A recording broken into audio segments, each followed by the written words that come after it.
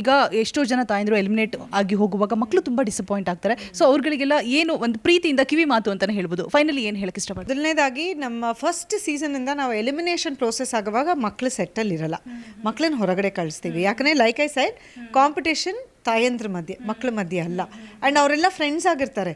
ಎಲ್ಲೋ ಇಷ್ಟು ವಾರಗಳಲ್ಲಿ ಫ್ರೆಂಡ್ಶಿಪ್ ಬೆಳ್ಕೊಂಬಿಟ್ಟಿರತ್ತಲ್ವ, ಅದರಲ್ಲಿ ಅವ್ರಿಗೆ ನಾನು ನಿನಗಿಂತ ಚೆನ್ನಾಗಿ ಮಾಡಿದೆ, ನೀನು ನನ್ನ ಮೇಲೆ ಸೋತೆ, ಇದೆಲ್ಲ ಬರಬಾರ್ದು ಅಂತ ಫ್ರಮ್ ಡೇ ಒನ್ ಸೀಸನ್ 1 ನಾವು ಅದನ್ನೇ ಫಾಲೋ ಮಾಡ್ಕೊಂಡು ಬಂದಿದ್ದೀವಿ.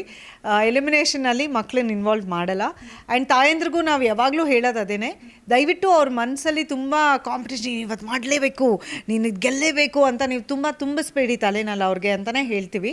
ನ್ಯಾಚುರಲಾಗಿ ಅವ್ರು ಹೆಂಗೆ ಮಾಡ್ತಾರೋ ಮಾಡಲಿ, ಚೆನ್ನಾಗಿ ಮಾಡು ಅಂತ ಹೇಳ್ಕೊಡಿ, ಬಟ್ ನೀನು ಗೆಲ್ಲೇಬೇಕು ಇದೆ. ಯಾಕಂದರೆ ಅದಾಗಿದ ತಕ್ಷಣ ನೆಕ್ಸ್ಟ್ ಕಟ್ ಮಾಡಿದ್ರೆ ಅಂತ ಅಳಕ್ಕೆ ಶುರು ಮಾಡಿಬಿಡ್ತಾರೆ. We want to avoid that. So competition ತಾಯಂದ್ರಿಗೆ ಮಾತ್ರ ಅನ್ನೋದು.